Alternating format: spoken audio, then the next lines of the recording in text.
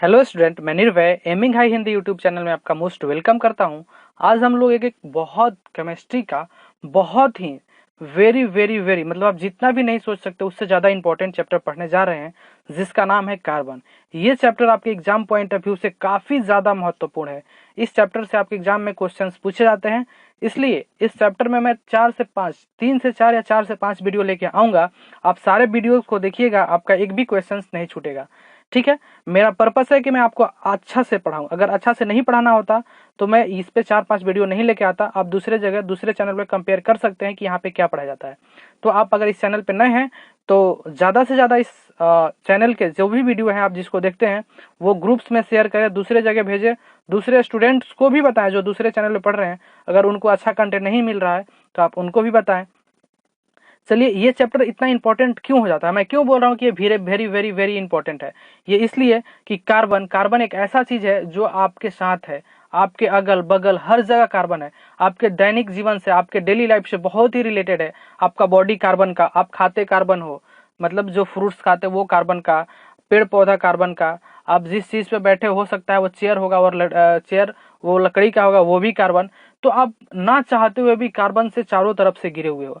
इसलिए ये चैप्टर आपके एग्जाम पॉइंट ऑफ व्यू से और आपके लाइफ के लिए भी बहुत ज़्यादा इंपॉर्टेंट हो सकता है। अगर कार्बन नहीं होता तो आप अपने आप को भी कल्पना नहीं कर सकते कि आप यहाँ पे होते। तो आप अगर हैं तो कार्बन की वजह से हैं। तो देर ना करते हुए इस वीडियो को शुरू करते हैं। अभी तक अगर आप मेरे टेलीग्राम चैनल पे नहीं जुड़े हुए हैं तो टेलीग्राम से जुड़ जाएं। टेलीग्राम चैनल का नाम है crack polytechnic, CRACK, crack polytechnic. ठीक है, चलिए शुरू करते हैं। पहला, कार्बन एंड इट्स कंपाउंड। क्या पढ़ना है? कार्बन एवं उसके यौगिक, कार्बन और उससे बनने वाला कंपाउंड के यौगिक के बारे में पढ़ना है। हम लोग बाइलिंगुअल पढ़ाई कर रहे हैं। तो सबसे पहले कार्बन, कार्बन होता क्या है? कार्बन को सी से, मतलब कि उसका सिंबल शॉर्ट फॉर्म में कार्बन को सी से डिनोट करते हैं। यह एक नॉन मेटल है। सबसे आपसे पहले कोई पूछेगा कि कार्बन है क्या, तो ये एक नॉन मेटल है। ये प्राप्त कैसे होता है? कैसे प्राप्त होता है मैं इसको, अगर आपके आसपास में अगर कार्बन है तो पृथ्वी के भूपरपट्टी पे, अर्थ के क्रस्ट पे अगर कोई कार्बन का परसेंटेज पूछ ले आपको तो 0.02%। और आपके एटमॉस्फेयर में अगर कार्बन के बारे में पूछ ले कोई कि एटमॉस्फेयर में कार्बन कितना है तो 0.03%, जो कि गैसियस फॉर्म में है, गैस के फॉर्म में है, और CO2 में वो पाया जाता है। ठीक है, इससे अगर आगे बात करें, देखिए आपको जितना फैक्ट आपको याद हो सकता है आप याद करेंगे, क्योंकि ये आपके एग्जाम में पूछा जाता है। कार्बन का परसेंटेज एटमॉस्फेयर में, ये ज़्यादा इंपॉर्टेंट है। आप इस वैल्यू को रट लेंगे, 0.03%। ठीक है, अब इसमें आगे क्या करें कि सभी जीव, पौधा, जानवर कार्बन के यौगिक से बने होते हैं। जितने भी आपके आसपास के जीव हैं, पौधे हैं, जानवर हैं, पेट्रोलियम है, मतलब सब कुछ। अगर आप बहुत सारे चीजों पे नजर उठा के देखेंगे तो उसमें किसी न किसी रूप से कार्बन का प्रेजेंस है, कार्बन उसमें है। तो वो कार्बन के यौगिक से या कार्बन से डायरेक्टली बने होते हैं या कार्बन के यौगिक, ज्यादातर कार्बन के यौगिक से, मतलब उसमें डायरेक्टली कार्बन नहीं होता है लेकिन कार्बन का कुछ परसेंटेज होता है। क्लियर है? कार्बन की उस उपस्थिति, अगर अब आपको पता करना है कि ये चीज है, मान लो कोई चीज है तो इसमें कार्बन है या नहीं है, इस चीज का पता कैसे लगाओगे? मान लो अब कोई भी चीज है, मान लो ये कहीं पे ये आपको कोई सामान मिल गया, इसमें पता करना है कि इसमें कार्बन है कि नहीं। तो कुछ नहीं करना है, आपको इसको ले जाके जलाना है। ले जाके जलाओगे, जब जलाते टाइम इसमें CO2 निकलेगा गैस, जब जलाओगे और उसमें कार्बन डाइऑक्साइड गैस निकलेगा तो समझ जाओ कि इसमें कार्बन है, तभी तो कार्बन डाइऑक्साइड गैस निकल रहा है। अगर किसी भी चीज को बर्न करोगे और उसमें कार्बन डाइऑक्साइड गैस निकलेगा तो आप समझ जाओ कि उसमें कार्बन है। अगर आप कार्बन डाइऑक्साइड गैस को नहीं पहचान सकते हो तो उसको लाइम स्टोन, मतलब लाइम स्टोन में अगर उसको पास कराओगे उसके पानी से, वाटर से, मतलब कि सोडा वाटर से, तो वो क्या करेगा, व्हाइट कलर देगा, मतलब कि धुआं जैसा, मतलब व्हाइट टाइप का धुआं देगा। तो आप समझ जाओगे कि क्या होगा, वो क्या हो रहा है, उसमें कार्बन प्रेजेंस है। तो जनरली सबसे बड़ा अच्छा क्या है कि आप जलाओ, अगर उसमें से कार्बन डाइऑक्साइड मिल रहा है, उसमें जो गैस निकल रहा है जलने के बाद वो कार्बन डाइऑक्साइड है, तो उसमें कार्बन प्रेजेंट है। देखिए यहाँ पे क्या लिखा गया है कि कार्बन की उपस्थिति का पता उस वस्तु को जलाकर कर सकते हैं। जलने के बाद अगर उसमें CO2 गैस निकलता है तो उसमें कार्बन है। क्लियर है? अब ऐसा मत कीजिएगा, घर का कुछ ऐसा इंपॉर्टेंट चीज मत जला दीजिएगा जिससे कि आपको मार पड़ने लगे और घर पे जाके बताएं मम्मी मैं तो ये चेक कर रहा था कि इसमें कार्बन है कि नहीं है। तो आप ऐसा काम नहीं करेंगे, आप समझदार हैं। बस आपको जो बताया जा रहा है कि अगर टेबल में, चेयर में, मतलब जो भी वुड का सामान है उसमें कार्बन है, जो आप खाते हो उसमें कार्बन है, तो आप इस बात को समझ जाएंगे। क्लियर है। नेक्स्ट क्या है, कार्बन। कार्बन का एटॉमिक नंबर, सबसे पहले अगर कार्बन है तो आपके पीरियोडिक टेबल में कार्बन है, तो कार्बन का एटॉमिक नंबर कितना होता है, परमाणु संख्या 6 होता है। इसको अगर इसका इलेक्ट्रॉनिक कॉन्फ़िगरेशन मतलब कि इलेक्ट्रॉनिक विन्यास लिखेंगे तो 2 और 4, 2 और 4 6 हो गया। इसके के सेल में 2 इलेक्ट्रॉन और एल सेल में 4 इलेक्ट्रॉन, और एल सेल क्या हो गया, बाहरी सेल हो गया, आउटर मोस्ट सेल हो गया। तो इसमें 4 इलेक्ट्रॉन है, तो इसका वैलेंसी भी कितना हो जाएगा, 4। बाहरी सेल में जितना इलेक्ट्रॉन होगा वही तो अगर, और इसको अपना ऑक्टेट कंप्लीट करने के लिए क्या करना पड़ेगा, 4 इलेक्ट्रॉन और करना पड़ेगा, क्योंकि बाहरी सेल तभी स्टेबल होगा जब इसमें 8 इलेक्ट्रॉन हो। तो इसमें 4 है और 4 चाहिए, तो इसको स्टेबल होने के लिए और 4 इलेक्ट्रॉन चाहिए, तो इसलिए इसका वैलेंसी कितना होता है, 4, संयोजकता 4। अब इसमें क्या है कि अब इसका वैलेंसी 4 है, तो देखिए मैं बताया था कि 1 2 3 जिसके बाहरी सेल में जिसका वैलेंसी 1 2 3 है वो तो इजिली इलेक्ट्रॉन का लूज कर देगा। 5 6 7 है तो वो इजिली इलेक्ट्रॉन को ग्रहण कर लेगा, ले लेगा। लेकिन जिसके पास 4 है वो तो क्या कहेगा, भैया ना हम देंगे ना लेंगे, क्या करेंगे, साझा करेंगे। तो इस केस में कल पढ़े थे कि इस केस में कौन सा बॉन्ड बनता है, आयनिक बॉन्ड। इस केस में कौन सा बनता है, कोवैलेंट बॉन्ड। इस केस में, इन दोनों केस में आयनिक बॉन्ड, और इस केस में कोवैलेंट बॉन्ड, मतलब शेयरिंग बनता है, संयोजक। तो ये क्या बनाएगा, कार्बन कैसा बॉन्ड बनाता है, कोवैलेंट बॉन्ड, क्योंकि ये शेयर करता है, ये इलेक्ट्रॉन को लूज या गेन नहीं करता है। तो क्या बनता है, कोवैलेंट। इसका संयोजकता 4, इसका एटॉमिक नंबर 6। आई होप कि आपको याद होते चल रहा है। अब आगे है कि इसको टेट्रावैलेंट बोलते हैं। टेट्रा वर्ड मतलब 4 होता है, मतलब कि 4 संयोजकता वाला इसको बोलते हैं। इसके पास 4 वैलेंसी है, 1 2 3 4, तो इसको क्या बोलते हैं, टेट्रावैलेंट। क्लियर है। इसका पाई लाइन डायग्राम है कार्बन का। अब कार्बन की प्राप्ति कैसे होता है, देखो कार्बन स्वतंत्र रूप में भी आपके नेचर में है, मतलब फ्री स्टेट में भी है, और कंपाउंड के भी स्टेट में, मतलब यौगिक के, मतलब या तो कार्बन अकेला है या फिर किसी के साथ जुड़ के है, मतलब किसी ना किसी दूसरे कंपाउंड के साथ, मतलब एटम्स के साथ जुड़ के है। तो जब अकेले रहेगा कार्बन तो उसको फ्री स्वतंत्र कार्बन कहेंगे। जैसे आपके डायमंड, डायमंड में सिर्फ कार्बन होता है और अकेला कार्बन होता है, तो उसको क्या बोलेंगे, हीरा। वो एक स्वतंत्र कार्बन है, फ्री कार्बन है। ग्रेफाइट क्या है, एक स्वतंत्र कार्बन है, फ्री स्टेट में है। और बक मिस्टर फुलरेंस ये भी क्या है, एक स्वतंत्र कार्बन है। ये सबको पढ़ेंगे एक एक करके, हीरा, ग्रेफाइट और बक मिस्टर फुलरेंस। इसका नाम लेने में सबको दिक्कत होगा, ठीक है। तो आई होप कि समझ पा रहे होंगे आप। अगर मैं सही नाम ले रहा हूँ तो ठीक है, अगर नहीं ले रहा हूँ तो आप सुधार लेंगे, मुझसे भी गलती हो सकती है, ठीक है। इसके बाद कंबाइंड स्टेट में, कंबाइंड स्टेट में कैसे कार्बन रहता है, आपके वुड में, लकड़ी में जो है कार्बन भी है, दूसरा भी कोई एटम है, तो इसलिए उसमें कंबाइंड स्टेट में है। आपके खाने में भी कार्बन है, फाइबर है, तो उसमें भी कुछ कार्बन का परसेंटेज है, तो उसको बोलेंगे कंबाइंड स्टेट, मतलब यौगिक के रूप में है। और फ्यूल मतलब जो तेल है, पेट्रोल डीजल, उसमें भी कार्बन है, तो उसमें भी यौगिक के रूप में है। और CO2 carbon dioxide, carbon dioxide में कार्बन भी है और ऑक्सीजन भी है, तो इसमें भी कार्बन है। तो कार्बन दो तरह से होता है, फ्री स्टेट और कंपाउंड स्टेट में, ठीक है। फ्री स्टेट वाला से आपसे पूछेगा क्वेश्चन में कि हीरा जो है, डायमंड जो है, वो फ्री स्टेट वाला कार्बन है कि कंपाउंड वाला, तो फ्री स्टेट वाला है। क्लियर है। अब कार्बन के अपरूप होते हैं, कार्बन जो होता है उसके एलोट्रॉप्स होते हैं, एलोट्रॉप्स ऑफ कार्बन। आप पढ़े होंगे अपने स्कूल में, एलोट्रॉप्स ऑफ कार्बन। कार्बन के 3 अपरूप होते हैं, डायमंड, ग्रेफाइट और थर्ड वाला बक मिस्टर फ्लोरेंस, ठीक है, बक मिस्टर फ्लोरेंस। तो हम लोग पहले यहाँ पे 2 पढ़ते हैं, ग्रेफाइट और डायमंड। देखिए जो डायमंड होता है, हीरा जो होता है, वो ट्रांसपेरेंट होता है। ट्रांसपेरेंट का मतलब पारदर्शी, मतलब ये अगर डायमंड है तो आप ये अगर डायमंड है तो आप इसके इस साइड देखोगे तो इस साइड तक देख सकते हो, मतलब ये आर पार दिखता है, ट्रांसपेरेंट होता है। अगर आपसे पूछेगा डायमंड का कलर कैसा होता है, तो ट्रांसपेरेंट होता है। और ग्रेफाइट का कलर कैसा होता है, तो ये कैसा होता है, ग्रीनिश ब्लैक, मतलब भूरा काला होता है, देखने में भूरा काला जैसा होता है। इसका चमक कैसा होता है, चमक होता है, इसमें डायमंड में चमक होता है, ठीक है। और ये क्या होता है, डायमंड विद्युत का कुचालक होता है, इलेक्ट्रिसिटी को कंडक्ट नहीं करता है, ठीक है। ये लेकिन जो ग्रेफाइट है वो विद्युत का सुचालक होता है। क्लियर।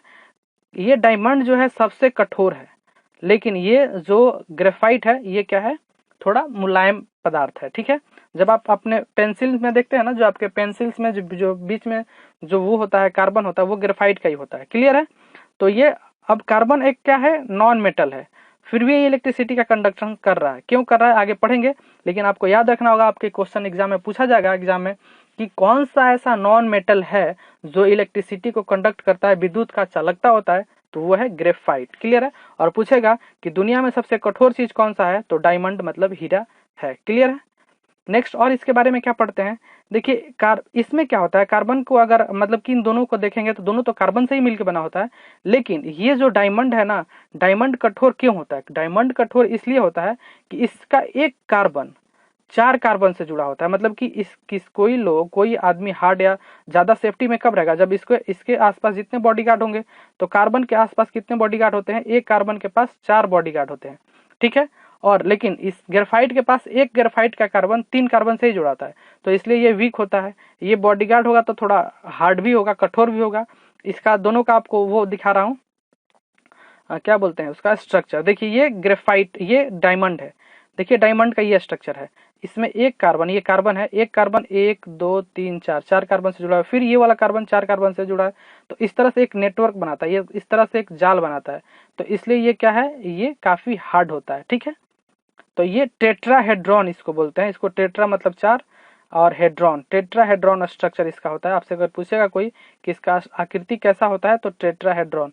लेकिन ग्रेफाइट में क्या देखते हैं, देखिए इसमें ग्रेफाइट में देखिए ये वाला कार्बन कितने कार्बन से जुड़ा हुआ है, 1 2 और एक इधर नीचे वाले कार्बन से, तो 3 कार्बन से, मतलब इस इधर एक होता है, तो एक कार्बन इसमें 3 ही कार्बन से जुड़ता है। और इसे लेयर भी इसमें होता है, उसमें लेयर नहीं होता, उसमें नेटवर्क जाल जैसा होता है। तो जितना जाल जैसा रहेगा तो वो क्या रहेगा, हार्ड रहेगा। लेयर को तो इजिली लेयर सरकाया जा सकता है, तो ये लेयर वाइज रहता है, इसलिए ये हार्ड नहीं होता। और उसमें नेटवर्क होता है, जाल होता है, और उसमें एक कार्बन 4 कार्बन से जुड़ा होता है, मतलब एक लोग के लिए 4 बॉडीगार्ड, इसमें एक लोग के लिए 3 ही बॉडीगार्ड, तो इसलिए ये वीक होता है। क्लियर है। तो आप समझ पाएंगे कि दोनों में अंतर क्या है। क्लियर है। इसके ये आकार इसका कैसा होता है, टेट्राहेड्रॉन, चतुष्फलकीय। अगर हिंदी में अगर गलत लिखा हूं तो आप सुधार लेंगे, चतुष्फलकीय। ठीक है, क्योंकि हिंदी में थोड़ा सा मुझे प्रॉब्लम होता है। और इसका आकार कैसा होता है, हेक्सागोनल, मतलब षष्ठफलकीय सतह। इसमें हेक्सागोनल और इसका चतुष्फलकीय, टेट्राहेड्रॉन और हेक्सागोनल। क्लियर है। इसका उपयोग कहाँ करते हैं, हीरा का उपयोग, डायमंड का उपयोग कहाँ करते हैं, गहना में, मतलब ज्वेलरीज में, ज्वेलरी बनाने में, ग्लास काटने में, जो कांच काटते हो आप उसको काटने में इसका यूज किया जाता है। पत्थर पर खुदाई, मतलब पत्थर पर ड्रिलिंग, मतलब होल या ड्रिल, मतलब पत्थर पर खुदाई करना हो तो इसका यूज करते हैं, डायमंड का उसी से करते हैं। मतलब ये क्योंकि हार्ड है इसलिए किसी चीज पे ड्रिल करने में इससे इजी होता है। ठीक है। इसका उपयोग कहाँ होता है, बैटरी में होता है, पेंट बनाने में होता है, और स्नेहक लुब्रिकेंट के रूप में होता है। तो ये वाला पॉइंट आपके लिए ज्यादा इंपॉर्टेंट हो जाता है। आपसे पूछा जाता है कि लुब्रिकेंट, स्नेहक, कौन सा स्नेहक है जो सॉलिड है, कार्बन आपको पता है ना सॉलिड है, ठोस है, तो आपको क्या बताना होगा, ग्रेफाइट। ग्रेफाइट एक ऐसा स्नेहक है जो क्या है, सॉलिड है, और ये पाउडर फॉर्म में रहता है, तो स्नेहक के रूप में।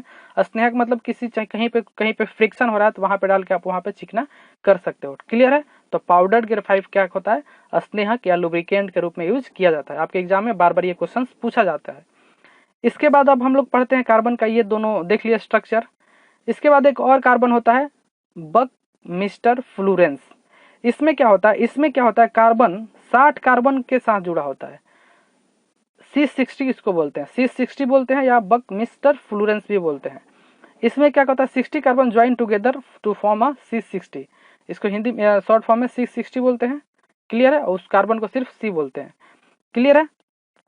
अब क्या है यहाँ पे, इसका आकार कैसा होता है, इसका आकार जो होता है वो स्फीयर की तरह होता है। इस तरह से देखिए, मैं आपको दिखा दूं पहले, इस तरह से देख रहे हैं कितना खतरनाक नेटवर्क इसका बना हुआ है। तो इसमें एक कार्बन मतलब 60 कार्बनों का जाल होता है इस तरह से। अगर इसको आप अच्छे से देखें तो ये फुटबॉल की तरह दिखता है। क्लियर है। तो इसका स्पेसिफिकेशन पढ़ ले। तो इसमें सबसे याद करने वाला बात क्या है कि इसमें एक कार्बन 60 कार्बन से जुड़ा होता है। इसका आकार कैसा होता है, स्फीयर मतलब गोला की तरह होता है। अब इस 60 कार्बन में कितना कितना होता है, हेक्सागोनल रिंग और एक पेंटागोनल रिंग, मतलब षष्टभुज कुछ रिंग होता है, षष्टभुज रिंग होता है, और इसमें क्या होता है, पंचभुज रिंग। षष्टभुज वाला कितना होता है, 20। ये पूछ लिया जा सकता है आपसे कि षष्टभुज रिंग कितना होता है, 20, और पंचभुज कितना होता है, 12। तो आप ये समझ सकते हैं। इन तीनों को अगर देखें तो इसमें तीनों में सबसे ज्यादा हार्ड हीरा होता है, कठोरता के हिसाब से, हार्डनेस के। उससे कम कठोर C60 होता है, बक मिस्टर फ्लोरेंस। और सबसे जो कम कठोर होता है वो ग्रेफाइट होता है।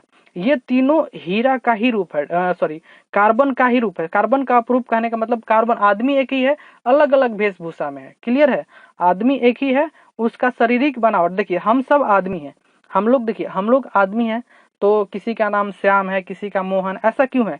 क्योंकि देखिए सब तो एक ही चीज से मिलकर बना है। सब जैसे सबके पास आप ब्लड है, आरबीसी है, डब्ल्यूबीसी है, प्लेटलेट्स है, उसके पास त्वचा है, सब आदमी के पास सब एक ही चीज है, सभी एक ही चीज है। लेकिन कोई बड़ा है, कोई छोटा है, तो किसी को लंबा बोलते हैं, किसी को छोटा बोलते हैं, किसी को मोहन बोलते हैं, कोई काला है तो उसको कालू बोलते हैं, कोई गोरा है तो किसको, तो सब लोग एक ही चीज से मिलके बने हैं, लेकिन सबका शारीरिक बनावट मतलब स्ट्रक्चर अलग अलग है, इसलिए वो क्या है, अलग अलग रूप में है, अलग अलग नाम से जाने जाते हैं।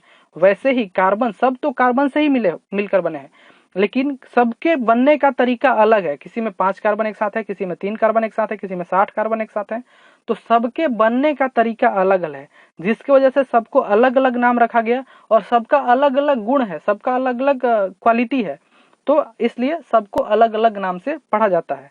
ठीक है, तो आई होप कि आप समझ पाए होंगे कि कार्बन के 3 अपरूप है, हीरा, डायमंड, ग्रेफाइट और बकमिस्टर फ्लोरेंस।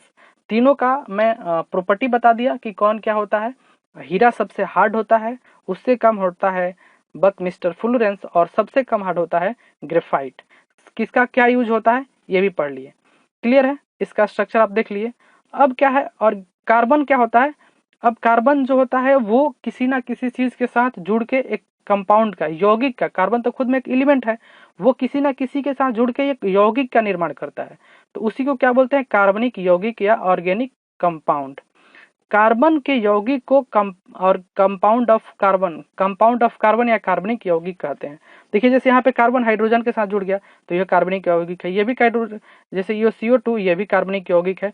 तो कार्बन दूसरे दूसरे चीजों के साथ मिलके एक नया नया चीज बनाता है, और चूंकि दुनिया में सबसे ज्यादा कार्बन है तो ये किसी ना किसी चीज से जुड़ ही जाता है।